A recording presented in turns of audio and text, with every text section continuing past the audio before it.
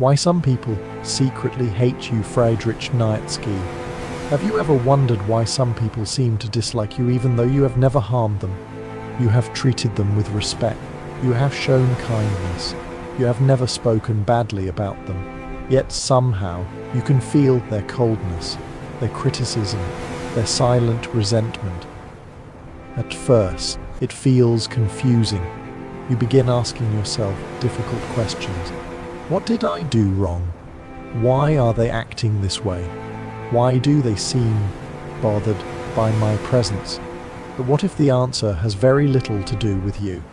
What if the hostility you experience is actually revealing something about them? Friedrich Nietzsche spent much of his life exploring the hidden forces that shape human behavior. He understood that people are not always driven by logic or truth. Often, they are driven by emotions they barely understand themselves.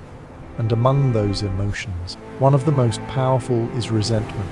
Understanding this may completely change the way you view criticism, rejection, and judgment. Because sometimes people do not hate you for what you have done. They hate you for what you represent. They are reacting to what you represent. One of Nietzsche's most profound observations was that many people do not see reality objectively. Instead, they see the world through the lens of their desires, fears, frustrations, and insecurities. This means that when someone looks at you, they are not always seeing you. They are seeing themselves. Imagine a person who has always dreamed of becoming disciplined, but never developed the habit. Now imagine they meet someone who wakes up early, works hard, and consistently pursues their goals. The disciplined person has done nothing wrong, yet their very existence creates discomfort. Why? Because they become a living reminder of what the other person failed to become. That discomfort creates tension, and if the person lacks self-awareness, that tension often transforms into resentment. Instead of saying, "I admire this person, I wish I had their discipline," the ego chooses a safer path. It says, "I don't like them." This protects the person's self-image while allowing them to avoid responsibility for their own shortcomings. Nietzsche understood that many judgments are not based on truth. They are based on wounded pride. Success makes people uncomfortable. There is something strange about human nature. When people fail, they often receive sympathy. When people succeed, they often receive criticism. At first glance, this seems unfair, but there is a psychological reason behind it. Success acts like a mirror. It forces people to confront uncomfortable truths. When someone builds a successful business, it reminds others of opportunities they never pursued. When someone becomes physically fit, it reminds others of promises they never kept. When someone develops confidence, it reminds others of fears they never conquered. The success itself is not the problem. The emotions it awakens are. Nietzsche observed that exceptional individuals are rarely celebrated immediately. More often, they are misunderstood. History is full of examples. Great thinkers, artists, innovators, visionaries. Many of them were criticized long before they were admired. The more extraordinary your path becomes, the more likely you are to attract both admiration and hostility. This is not a sign that you are doing something wrong. Sometimes it is evidence that you are moving forward. People fear what they do not understand. Human beings naturally seek familiarity. We feel safe around people who think like us. We feel comfortable around those who share our beliefs. But when someone appears different, uncertainty arises, and uncertainty often creates fear. If you refuse to follow the crowd, some people will see you as a threat, not because you are dangerous, but because your independence challenges their assumptions. Throughout history, society has often rejected those who dared to think differently.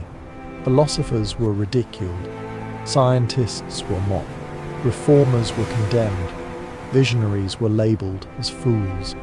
Only later did people recognize their value. Nietzsche believed that genuine growth requires questioning accepted ideas, yet many people prefer certainty over truth. They would rather defend familiar beliefs than explore uncomfortable possibilities. When you challenge those beliefs merely by existing, resistance becomes inevitable. Confidence exposes insecurity. There is a major difference between confidence and arrogance. Arrogance seeks superiority. Confidence seeks authenticity. A confident person does not need constant approval. They do not constantly explain themselves. They do not live according to public opinion. And surprisingly, this can make insecure people uncomfortable. Because confident individuals possess something many people desperately seek: inner validation. A person who depends entirely on external approval feels threatened by someone who does not. Your calmness may be interpreted as arrogance. Your independence may be interpreted as selfishness. Your self-respect may be interpreted as pride. But these interpretations reveal more about the observer than about you. People often project their own fears onto others. They see not who you truly are. They see the stories their insecurities create. Growth changes relationships. One of the most painful truths about personal development is that not everyone wants you to grow. Many relationships are built upon familiarity. People become comfortable with a certain version of you, the version that doubts itself, the version that seeks permission, the version that stays small. But growth changes everything. As you become stronger, wiser, and more focused, some people begin to feel uncomfortable, not because your growth hurts them, but because it disrupts the role they assign to you. They expected you to remain the same. When you evolve, they feel left behind. Some relationships adapt, others break apart.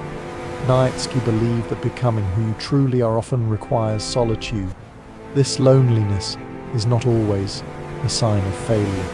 Sometimes it is the price of transformation. The path toward authenticity is rarely crowded. Hatred can hide admiration. One of the strangest aspects of human psychology is that hatred and admiration sometimes exist side by side. Have you ever noticed how certain people cannot stop talking about someone they claim to dislike? They watch them constantly. They discuss them endlessly. They criticize every move they make.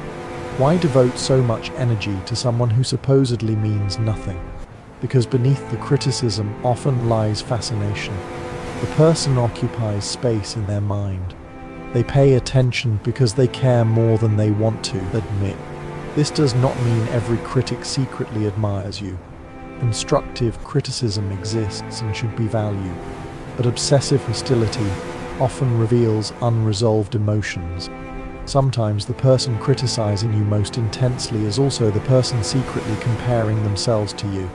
Nietzsche recognized that resentment frequently grows from frustrated desire. People attack what they secretly wish they possess. Stop trying to be liked by everyone.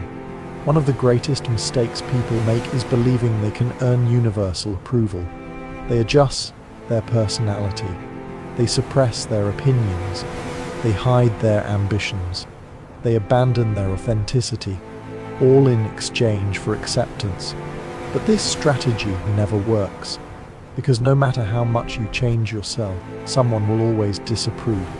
Nietzsche argued that a life devoted to pleasing others is not a free life. It is a form of slavery. When your self-worth depends entirely on public approval, you surrender control of your identity. You become whatever others want you to be. True freedom begins when you accept a difficult reality. You cannot control how people perceive you. You cannot control their judgments. You cannot control their opinions. You can only control your response, and that changes everything. Nietzsche's final lesson. So why do some people hate you even when you have done nothing wrong? Because you remind them of possibilities they ignored. Because your success exposes their excuses.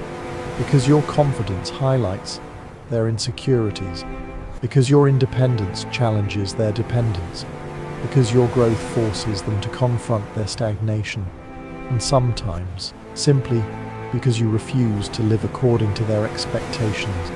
The most remarkable people throughout history were never loved by everyone. They were criticized, misunderstood, rejected, lost. Yet they continued moving forward. They understood something important. The goal of life is not to be universally admired. The goal is to become who you truly are at the end of the day. The real question is not, why do people hate me? The real question is, will I allow their opinions to determine my future? If your answer is no, then you have already achieved something many people never will. You have become free. And according to Nietzsche, freedom is the beginning of greatness.